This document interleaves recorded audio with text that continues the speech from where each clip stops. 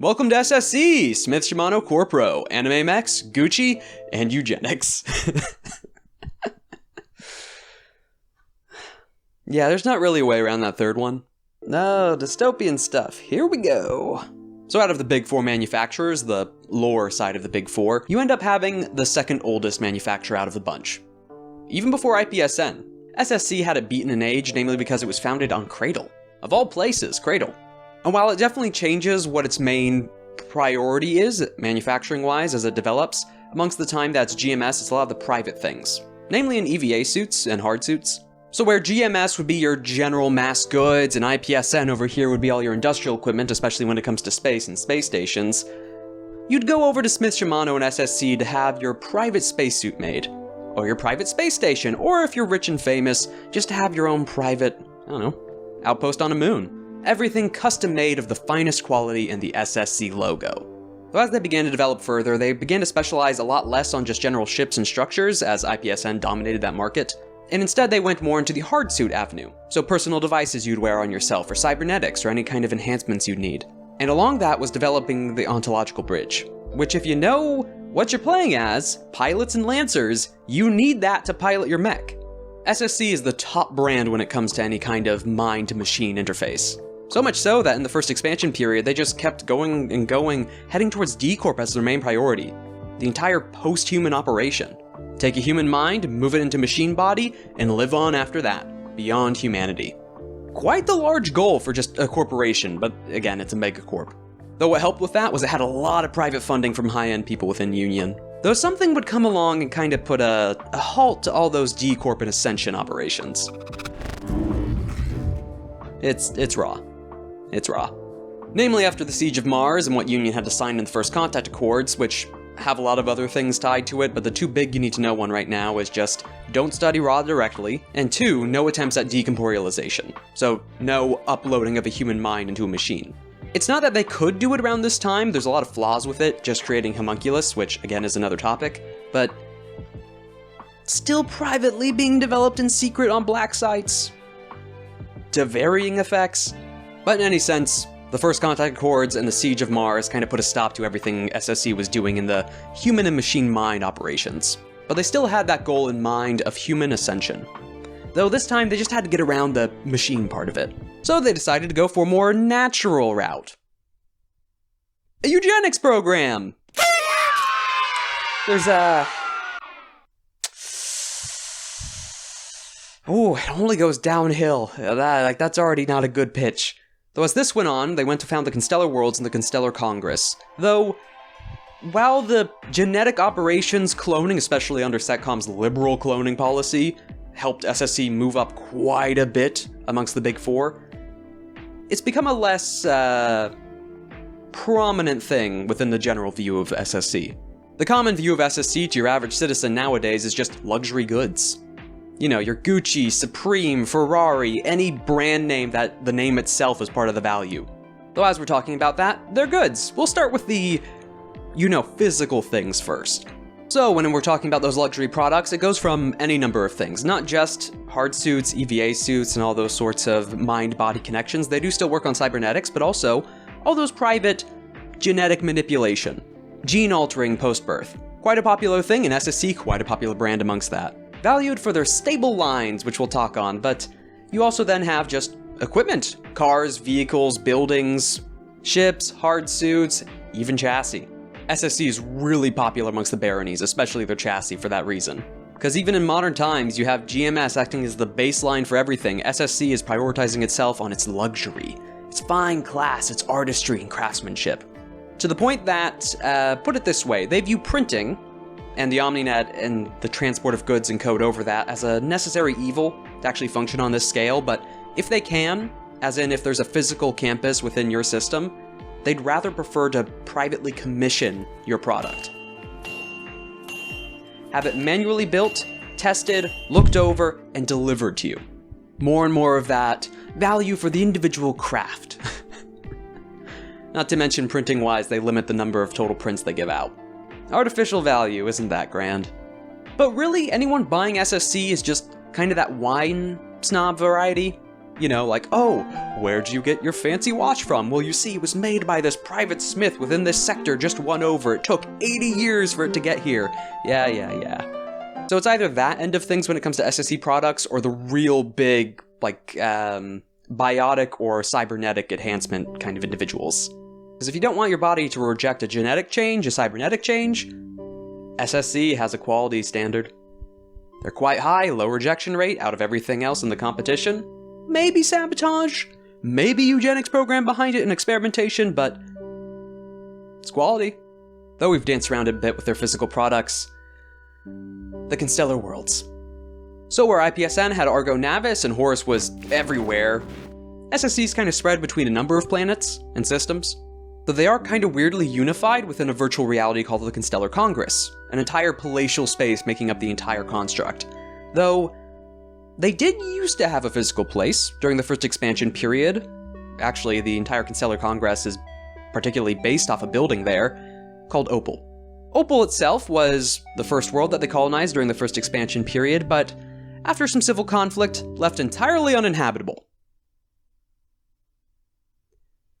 With the company that sole focus was on human and machine mind interfacing, cloning, genetic alteration, and cybernetics, the number of things that could have happened on that planet to do that. We don't know what happened there, but in a way that's waiting for it to be filled out or for you to fill in your games. It's a fun opportunity. But anyway, this VR place and the planets themselves, and the reason people might prefer to live there than the planets. Because it is true, most of the citizens within the Constellar worlds consider the Congress their actual life. Not in the sense of like confusing which one's real and which one's not, just preferring to put their investments within that versus real life. Because as a part of that eugenics program, with the usual, you know, arranged marriages, altering the water supply, effects in community, infrastructure, societal changes, and just all the overhead manipulation of individual people. You also have the fact that each of these planets is in an extreme, or at least houses extremes. Put it this way, 40k-wise, they saw Catachan and said, yes, we want Catachan jungle fighters, so we're going to put a population of humans here and force it to happen. Not actually, though, honestly, Catachan could exist with the Constellar, but it's a good example of what they're trying to do. I say trying, they've actually been doing it. Because yes, you have post-birth genetic alterations, but those are unstable. Even some of the pre-birth ones are unstable, where it needs some kind of management over on and again. But SSC, they're like, okay, our more natural process of alteration is just forceful eugenics program. Thousands of years on worlds of extreme climates forcing human populations to have adapted or gone in a certain direction. To the point that it's really big colonial firms that buy out a lot of their genetic product. Oh, that's the point. Not people, they don't sell the people. Probably should have said that. In fact, it's even made a point in the book that SSC's marketing has to say they don't sell people, they sell potential. Which, if your marketing team has to specifically state, we don't sell people, you might already be having a bit of a problem. But these colonial firms do a lot of their fire and forget colonization with just small crews, AI automation, and, you know, artificial births and cloning. So why not just pick a planet in the Constellar worlds that's close to the planet you're trying to inhabit? Why adjust it through terraforming when you can get a human population that can already handle it? This makes up probably around 60% of all SSE funds. It says a majority. It doesn't give an exact percentage, but the fact that that makes a majority of SSE's funds, well, namely the genetic side of things, but still. Though it's not just the colonial firms, the healthy genetic material is also meant for medical military applications and private use.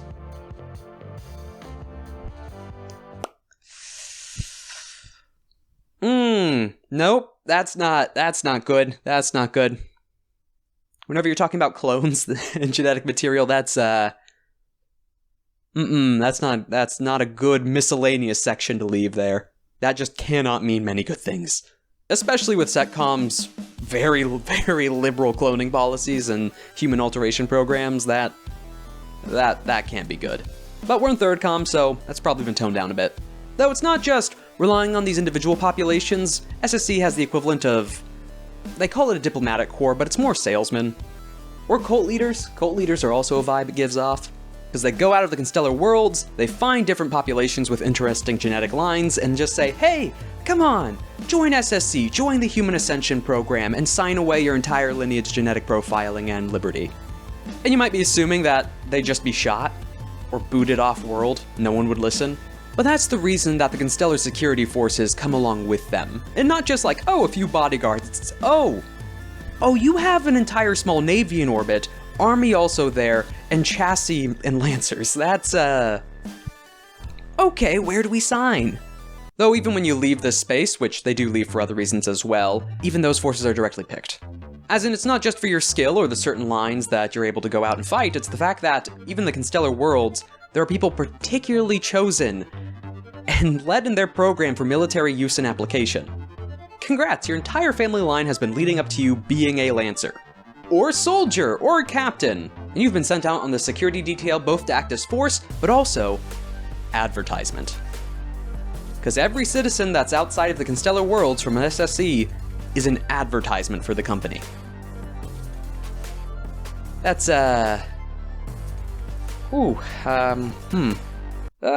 okay. Whew. But usually as well, when they're sending certain forces out to specific combat scenarios, they have them specifically adjusted for the environment they're already heading to. You need a bunch of troops to be able to fight in 0G or on stations? Don't worry, we've had people in stations for millennia. Moons within gravity, garden worlds, just with no technological support. It just varies in wide variety of just extreme locations and environments set up both on artificial stations, moons, and planets. You can kind of get why they prefer to just live at the Constellar Congress, just in VR the whole time. Not to mention tech-wise, that is the best kept virtual reality and integrated. It's not put on masks and some handles, it's I'm going to lock in Matrix style to a specific port that only SSC has. You can't tap into it anywhere in the OmniNet, you need to have this specific interface within a physical SSC campus. To the point that there are multiple NHPs looking over it. Now, SSC cares about the Congress a lot. You also have the Constellar Midnight program, which is the secret police, secret agent side of the security forces. I mean, one of the proposed missions in the book is to go to an active war zone and kidnap someone from the Ionic people. Isn't that fun? Though, finally, onto the chassis, which its theme's butterfly and moths. Naming-wise, that is, we're gonna have a lot of weeb stuff going on. First off, Black Witch. Do you like magnets? Throwing things around, parrying bullets, having resistance to all kinetic damage out the gate? It's all about specifically throwing mechs around, throwing bullets around, and just stopping hacking. That's not necessarily the magnet theme directly, but a lot of its license involves just stopping tech attacks. So if you want to crowd control and stop debuffs, Black Witch is your gal. And Death's Head. Meet the Sniper. Reroll ranged attacks. Have bonuses to ranged attacks. Stop, focus, get a better shot off from a distance. Oh hey, that's a railgun! I mean, really, that's its whole shtick. This one doesn't really have any, like, anime, weeby-esque, like, strange abilities. Well, except for one. Not really, but within just one license level of this, you have a system upgrade that allows you to walk on walls. And why that's important is for this reason. Now the Duskwing. Okay, now we get into the weeb stuff. And the reason I say that is because this is a size half neck. Meaning it's just power armor. This is a ninja suit. It is. It's a ninja suit that's invisible on its turn, it hovers all the time so it never needs to touch the ground. So really, it's just a Dragonball fight. Dash over here, you see them make one strike. There's another dash, they're over here, they strike again. And they're just always in the air fighting things. Though on top of that as well, it's all about illusions, projections, which, not just in the tech sense, it's not forcing you to see something digitally. I mean, it partially is, but it's also paracausal. Because a lot of the tech from this is from the